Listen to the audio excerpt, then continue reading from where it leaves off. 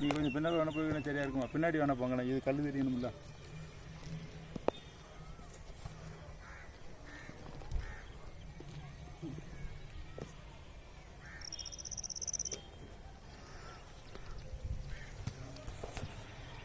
எம்பெருமான் ஈசனுடைய அருளால் மாறனடியார் பெருந்தகை ஈசனுக்கு திருவுமுது அளிப்பதற்காக அந்த பகல் பொழுதினில் விளைத்த நெல்லை வாரி கொணர்வதற்காக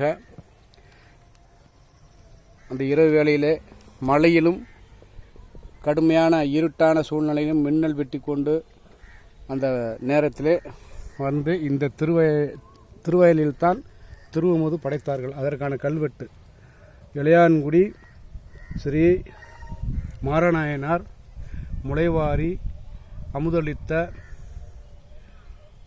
நாற்றங்கால் சிவசிவா சிவசிவா திருச்சிற்றம்பலம் நமச்சிவாய வாழ்க.